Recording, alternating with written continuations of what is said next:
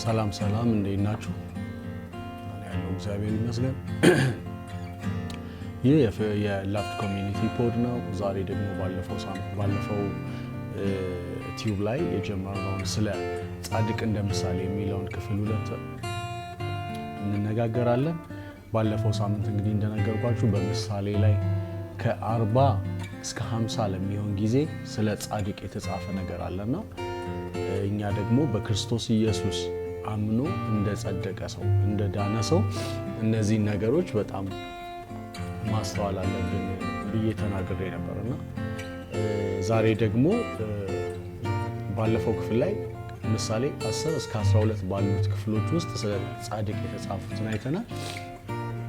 ዛሬ ደግሞ ከ13 ጀምሮ ወይ እስከ 15 ድረስ ያሉትን ወይም እስከ መጨረሻ ያለውን እንደቻለን እናየዋለን ማለት ነው። ከዛ በፊት ግን ድንገት አሁን ይህን ቪዲዮ ለሚያይ ሰው ምንድነው ጽድቅ ምናምን ስለ ጽድቅ ጥያቄ ያለበት ሰው ካለ ጽድቅ ማለት ከእግዚአብሔር ጋር አለምንም ነውር አለምንም የነውር ስሜት፣ የነቀፌታ ስሜት፣ የኃጢአተኝነት ስሜት በእግዚአብሔር ፊት የመቆም ችሎታ ነው ወይም መቆም ነው እና ሰው እንዴት ነው በእግዚአብሔር ፊት አለ ነውርና አለ ነቀፋ እንዲሁም ደግሞ አለ ኃጢአተኝነት ስሜት በእግዚአብሔር ፊት መቆም የሚችለው ብለን ከጠየቅን ደግሞ መንገዱ ኢየሱስ ክርስቶስ ነው። ሰው ጻድቅ ለመሆን መክፈል የሚገባው ዋጋ የለም። ነገር ግን በክርስቶስ ኢየሱስ በማመን ብቻ እንዲሁ ጻድቅ መሆን ይቻላል። ምክንያቱም ክርስቶስ ኢየሱስ ስለ ኃጢአታችን ሞቷል፣ ለኃጢአታችን የሚገባውን ቅጣት በሙሉ ከፍሏል። ስለዚህ ሰው ክርስቶስ ኢየሱስን በማመን እንጂ የሚጸድቀው በስራው አይደለም። ይሄ በስራ መጽደቅ የሚባለው ነገር ቆሟል እና ሰው በስራው መጽደቅ ስለማይችል ነው ክርስቶስ ኢየሱስ ዋጋ ከፍሎ በእግዚአብሔር ፊት አለ ነውርና አለ ነቀፋ ወይም ደግሞ አለምንም ኃጢአተኝነት ስሜት እንድንቆም ያደረገን ማለት ነው። ስለዚህ ሰው ዳግመኛ በእግዚአብሔር ፊት በዚህ ሁኔታ መቆም ችሏል ከክርስቶስ ኢየሱስ የተነሳ ማለት ነው፣ ሳይከሰስ ማለት ነው። ለዚህ ነው መጽሐፍ ቅዱስ ሲናገር በክርስቶስ ኢየሱስ ላሉት አሁን ኩነኔ የለባቸውም ይላል። ኩነኔ ማለት አንድ ሰው ላይ የተጻፈ ወይም ደግሞ አንድን ሰው በአንድ ጉዳይ ላይ እንዲወቀስ የሚያደርገው ነገር ነው። ስለዚህ እኛ በክርስቶስ ኢየሱስ በተደረገልን ስራ ስለጸደቅን አንኮንንም ማለት ነው። ስለዚህ የጽድቅ መንገዱ ክርስቶስ ኢየሱስ ነው። ስለዚህ ሰው በእግዚአብሔር ፊት መቆም የሚችለው ክርስቶስ ኢየሱስን በማመን ነው ማለት ነው። ስለዚህ ክርስቶስ ኢየሱስን አምኖ ለመቀበል አንድ ሰው መወሰን አለበት፣ በእግዚአብሔር ፊት አለነውርና አለነቀፋ መቆም ከፈለገ ማለት ነው። ሃሌሉያ።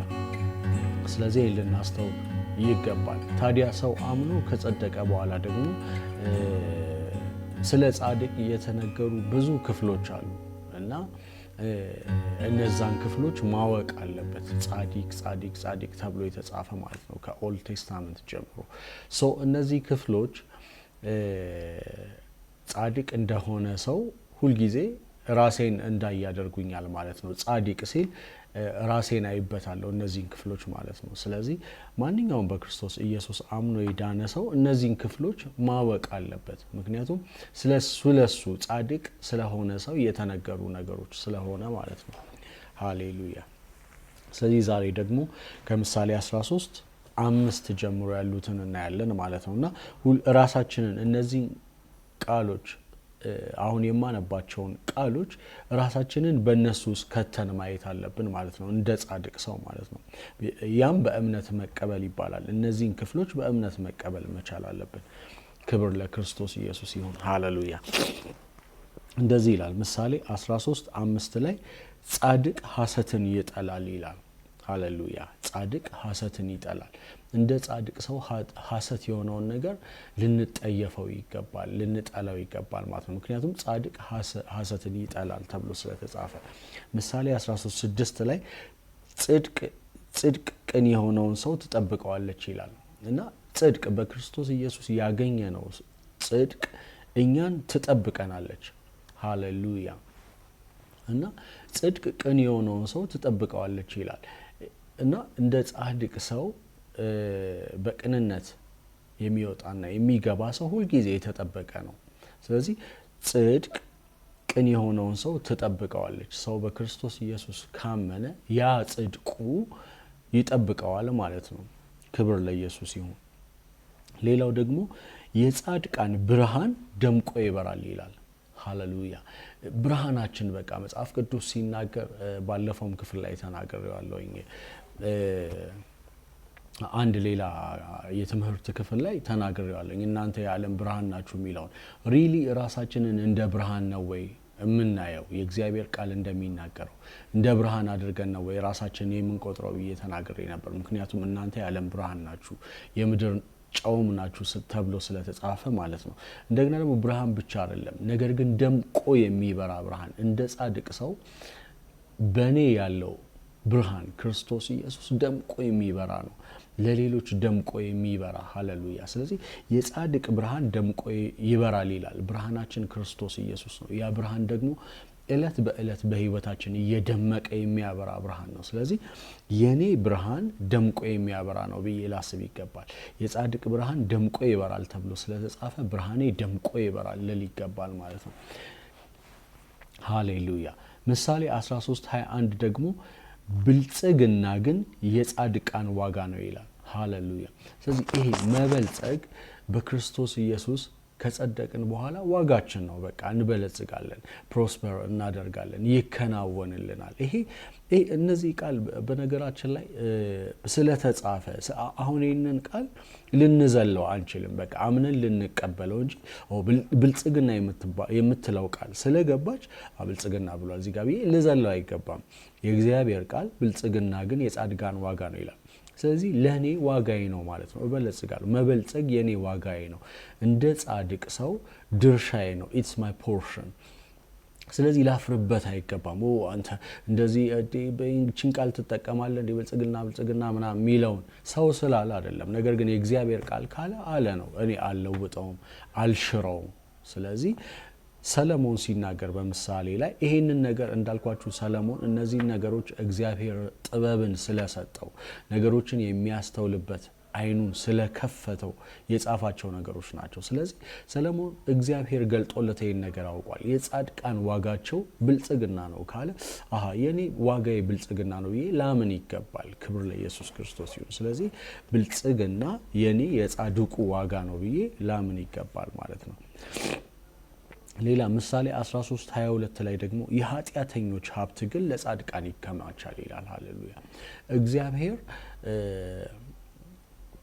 እግዚአብሔር እኛ እንድንጠቀምበት ያዘጋጃቸው ሰዎች አሉ።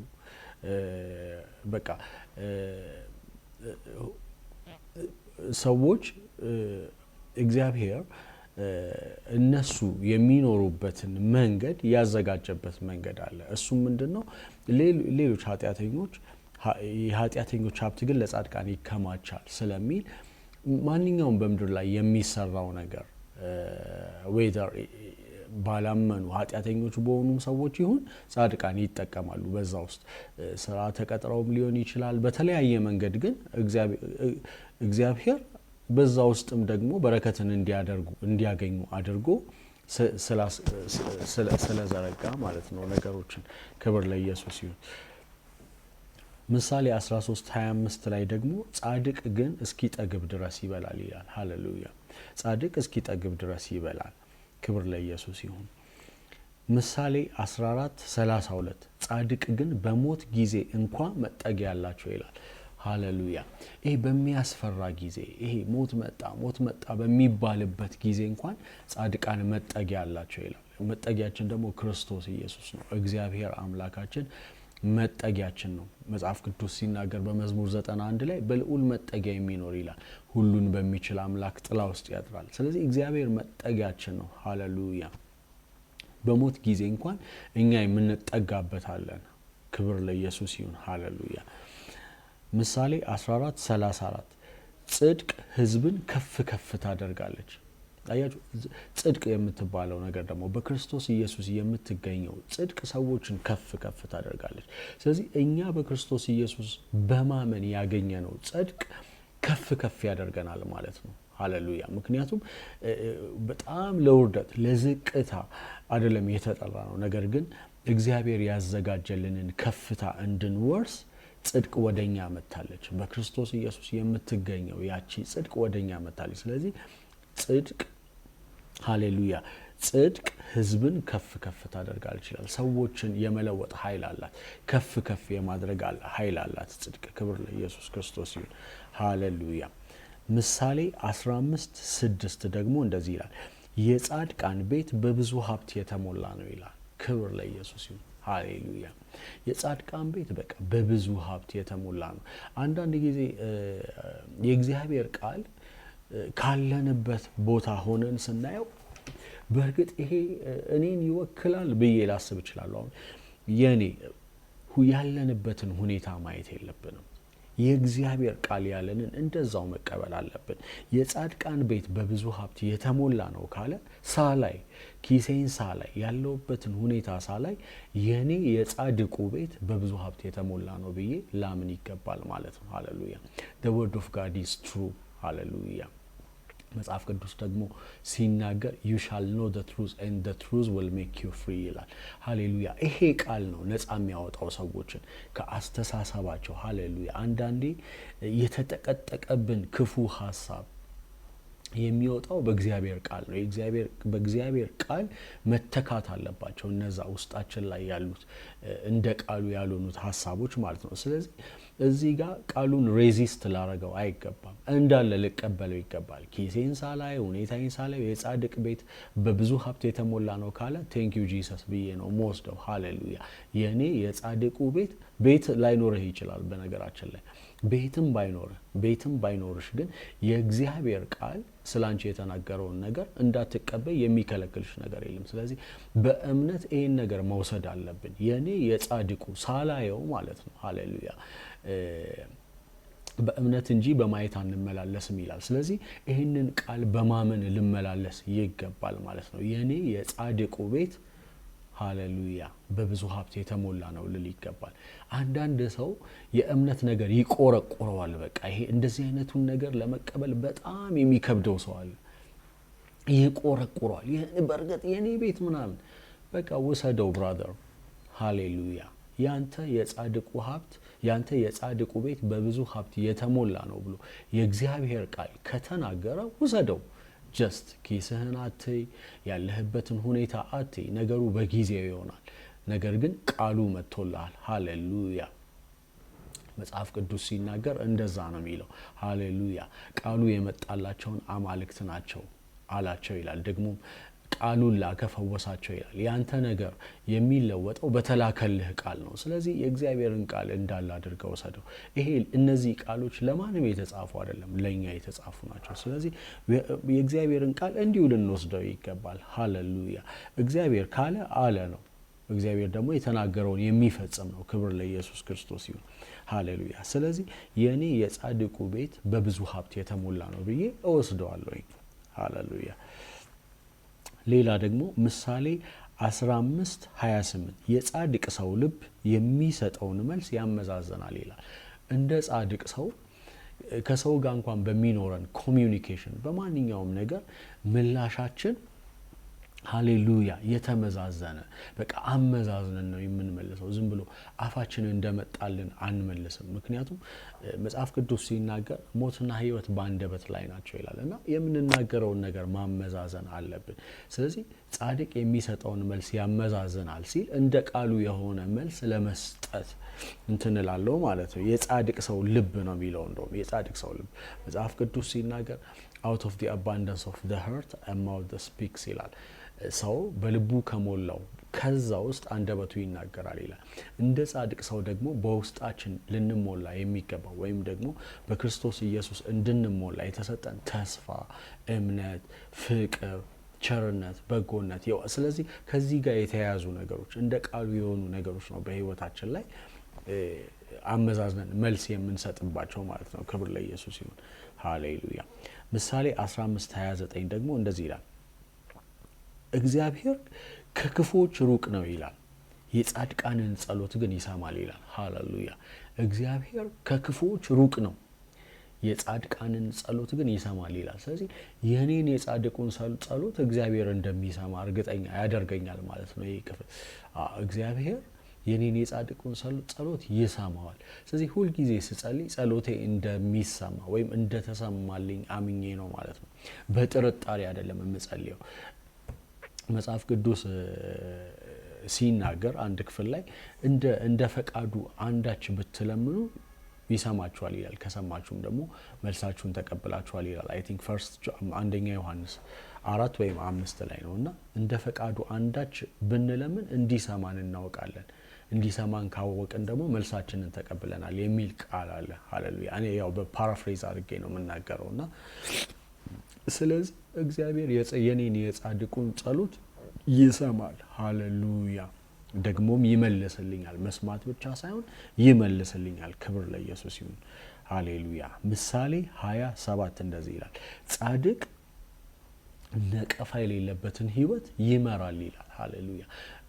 ቅድም መግቢያው ላይ እንደነገርኳችሁ በክርስቶስ ኢየሱስ ነቀፌታችን፣ ህፍረታችን ሁሉ ስለተወሰደ የምንመራው ህይወት ነቀፌታ የሌለበት ህይወት ነው። ሃሌሉያ። እግዚአብሔር ነው ይህንን ያደረገው። በነገራችን ላይ ሰዎች ስለኛ የሚናገሩት ነገር ላያጡ ይችላሉ። ነገር ግን የእግዚአብሔር ቃል ሲናገር ጻድቅ ነቀፋ የሌለበትን ህይወት ይመራል ካለ በክርስቶስ ኢየሱስ ነቀፋዬ ስለተለወጠ ማንም ምንም ነገር ሊለጥፍብኝ አይችልም። ምክንያቱም ወሳኙ እግዚአብሔር ነው፣ ሰዎች አይደለም። ስለዚህ ነቀፋ የሌለበት ህይወት እመራለሁ ማለት ነው። ነቀፌታዬ፣ ሀፍረቴ በክርስቶስ ኢየሱስ ተወስዶልኛል። ተጠራርጎ ነው የተወሰደው። ሃሌሉያ። እኔ የምነቀፍበት ነገር የለም፣ ክርስቶስ ነቀፌታዬን ስለወሰደ ማለት ነው። ሃሌሉያ። ከእርሱ በኋላ የሚከተሉትም ልጆቹ ይላል ብሩካን ናቸው ይላል። ሃሌሉያ። የምንወልዳቸው ልጆች የተባረኩ ናቸው። ሃሌሉያ። ጻድቅ ነቀፋ የሌለበት ህይወት ይመራል፣ ከእርሱ በኋላ የሚከተሉትም ልጆቹ ብሩካን ናቸው ይላል። እግዚአብሔር ልጆቻችንን ስለባረከ ልናመሰግነው ይገባል። ሃሌሉያ። ከኔ በኋላ የሚመጡት ልጆች ሃሌሉያ ስጋት የለባቸው፣ የተባረኩ ናቸው። ለምን? የእግዚአብሔር የተስፋ ቃል ወደ እኔ መጥቷል፣ ከሱም በኋላ የሚከተሉት ልጆቹ የተባረኩ ናቸው ስለሚል ማለት ነው። ሃሌሉያ። እኔ ልጄ የተባረከች ናት። ሃሌሉያ። እንደ ጻድቅ ደግሞ በክርስቶስ ኢየሱስ ያመኑ ሰዎች ሁሉ ልጆቻቸው የተባረኩ ናቸው። ከነሱ በኋላ የሚከተሏቸው ልጆች የተባረኩ ናቸው ይላል። ስናየው ላይ መሰል ይችላል። ልጆች በአንዳንድ መንገድ ውስጥ ሊያልፉ ይችላሉ። ነገር ግን የእግዚአብሔር ቃል እውነት ነው። ከናንተ በኋላ የሚከተሏችሁ ልጆች የተባረኩ ናቸው ካለ በእርግጥም የተባረኩ ናቸው። ይህንን ቃል አምነን ልንወስድ ይገባል። ልጆቻችንን ስናይ ቃሉ እንደሚላቸው እንደተባረኩ ልንቆጥራቸው ይገባል። ክብር ለኢየሱስ ይሁን። ሃሌሉያ። ምሳሌ 21:12 ደግሞ እንደዚህ ይላል፣ ጻድቁ የክፉዎችን ቤት ልብ ብሎ ይመለከታል ይላል፣ ክፉዎችንም ያጠፋቸዋል ይላል። ያ ማለት ምን ማለት ነው? ስለ ጥል አይደለም የሚለው። ክፉ ጻድቅ ሁል ጊዜ he will stand against the evil ለማለት ነው። ማለት ክፉ ነገር አይስማማው። he is always against the ክፉ ነገር against the evil ማለት ከክፉ ነገር ጋር አይተባበርም። ያጠፋዋል ሲል ከክፉ ነገር ጋር አይተባበርም፣ ባለመተባበር ያጠፋዋል ለማለት ነው። ሃሌሉያ። ይመለከታል በዙሪያ ያሉትን በኃጢአተኞች የሚደረጉትን ክፉ ነገሮች፣ የክፎችን ቤት አደራረግ ያያል፣ ነገር ግን ይቃወመዋል፣ ያጠፋዋል። ሃሌሉያ። ኢየሱስ ክርስቶስ ጌታ ነው። ምሳሌ 21:15 ደግሞ እንደዚህ ይላል፣ ፍትህ ሲሰፍን ጻድቁን ደስ ያሰኘዋል ይላል። ጀስቲስ በቃ ነገሮች ሰላም ሲሆኑ፣ ጀስቲስ ሲኖር፣ ምን ሲኖር ጻድቁን ደስ ያሰኘዋል። ደስ የምንሰኘው በፍትህ ነው። ለምን? እንደ ጻድቅ ሰው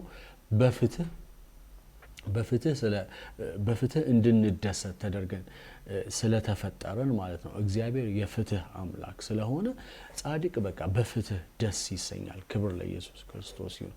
ምሳሌ 21:18 ደግሞ እንደዚህ ይላል፣ ክፉ ሰው ለጻድቅ ወስላታም ለቅን ሰው ዋጆ ይሆናል ይላል። ሃሌሉያ። ይሄ በጣም ሰፊ ነገር ነው። ክብር ለኢየሱስ ይሁን። ክፉ ሰው ለጻድቅ ወስላታም ለቅን ሰው ዋጆ ይሆናል ይላል። እግዚአብሔር እኛ እንዳልኳችሁ እኛን ከክፉ ጻድቁን ከክፉ የሚጠብቅበት ብዙ መንገድ አለው። ሃሌሉያ። እና አንዱ ይሄ ነው። ክፉ ሰው ለጻድቅ ወስላታም ለቅን ሰው ዋጀው ይሆናል፣ ቤዛ ይሆናል ማለት ነው። ሃሌሉያ። እግዚአብሔር ሁል ጊዜ እኛ እንዳንጎዳ በእኛ ምትክ የሚያደርጋቸው ነገሮች አሉ። ክብር ለኢየሱስ ይሁን። እኛን ለመጠበቅ ማለት ነው። ሃሌሉያ። በዚህ ደግሞ ደስ ሊለን ይገባል። ጋዲዝ እግዚአብሔር ፌር አምላክ ነው። ሃሌሉያ። ለልጆቹ ይጠነቀቃል፣ ያስባል። ሃሌሉያ። ቴንክ ዩ ጂሰስ፣ አንተ ስለምትጠብቀኝ ስለምትጠነቀቅልኝ። ሃሌሉያ። እንደ ስራዬ አይደለም፣ ነገር ግን እንደ ቸርነት። ቴንክ ዩ ጂሰስ። ሃሌሉያ። እግዚአብሔር የሚጠብቅ አምላክ ነው። ስለኛ ያዘጋጃቸው ዋጆች አሉ እኛን ለመጠበቅ ሲል። ክብር ለኢየሱስ ክርስቶስ ይሁን። ሃሌሉያ። ምሳሌ 21:26 ላይ ደግሞ እንደዚህ ይላል፣ ጻድቅ ግን አንዳች ሳይቀር ይሰጣል ይላል። ጻድቅ ሰጪ ነው። በቃ በህይወቱ ጻድቅ ከሚታይበት ነገሮች አንዱ ቸርነትን ያደርጋል። ሃሌሉያ። ሰጪ ነው። በቃ ጻድቅ ሰጪ ነው። እኔ አያም አሜዝዳት በቃ ሰለሞን እነዚህን ነገሮች ሁሉ አስተውሎ ኢኒስ ላይፍ ታይም እግዚአብሔር አብርቶለት እኛ ደግሞ እነዚህን ነገሮች በማስተዋል በመረዳት እንድናውቃቸው ሃሌሉያ ለኛ አስቀምጦልናል። ሃሌሉያ። ስለዚህ ኤቭሪ ሃሌሉያ የእግዚአብሔር ቃል የሚጣል ነገር የለውም። ሃሌሉያ። እግዚአብሔር በነቢያት በቅዱሳን የተናገረው ቃል የሚጣል ነገር የለውም። ሃሌሉያ። ሁሉም የሚጠቅም ነው። የእግዚአብሔር ቃል ዩዝፉል ነው። ሃሌሉያ። ስለዚህ እነዚህ ቃል እንድንጠቀምባቸው ተሰጥተውናል። ስለዚህ ልንጠቀም ይገባል። ጻድቅ ግን አንዳች ሳይቀር ይሰጣል ወይም እዚህ ላይ የተጻፉትን ጻድቅ የተባሉትን ቃላት ፓሲቭ ለሆነባቸው አይገባም። አይ ሃቭ ቱ ቼክ በቃ what does it mean? እግዚአብሔር ጻድቅ ሲል እኔ ፈርስት በክርስቶስ ኢየሱስ ስላመንኩኝ ጻድቅ እንደሆንኩ ላውቅ ይገባል። ስለዚህ እግዚአብሔር ይሄንን የተስፋ ቃል ሰጥቶኛል ለካ ብዬ ላስተውል ይገባል ማለት ነው። ክብር ለኢየሱስ ይሁን። ስለዚህ እነዚህ ቃሎች በእምነት ብንቀበላቸው ለኛ የሚጠቅሙ ናቸው። ሃሌሉያ። ዝም ብለን ምሳሌን አንብበነው ተደመንበት ምናምን እንትን እንድንል ሳይሆን ነገር ግን በህይወታችን ፕራክቲስ የምናደርጋቸውን ነገሮች ፕራክቲስ እንድናደርጋቸው። ለምሳሌ እዚህ ጋር ስለ መስጠት ይናገራል። ጻድቅ ግን አንዳች ሳያስቀር ይሰጣል ይላል። ሃሌሉያ። በእምነት የምናደርገውን ነገር ሁሉ በእምነት እንድናደርግ እነዚህ ነገሮች ተጽፈውልናል ማለት ነው። እንድንጽናናባቸው፣ ተስፋ እንድናገኝባቸው፣ በተስፋ እንሞላለን እነዚህን ቃሎች ስናነብ። ነገር ግን ዝም ብለን እግዚአብሔር አንዳንድ ጊዜ ለአእምሯችን ሊቀበል የማይችለውን የሚከብደውን ነገር ነው የሚናገረን።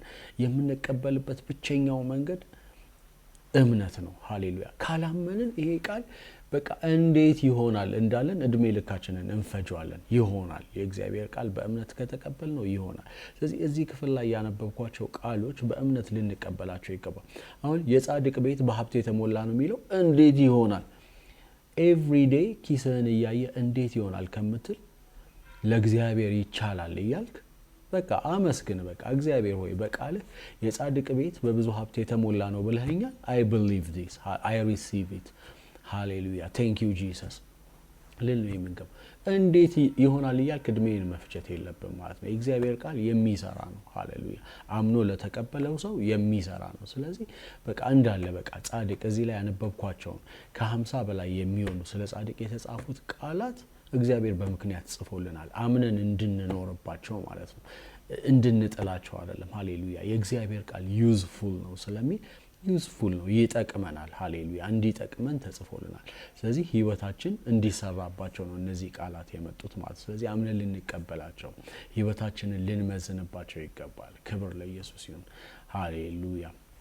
እንግዲህ የዛሬው ይህን ይመስላል። በሚቀጥለው ደግሞ በሌላ ክፍል እግዚአብሔር ይረዳኛል በአንድ ቶፒክ ላይ ደግሞ በሌላ ክፍል እናወራለን።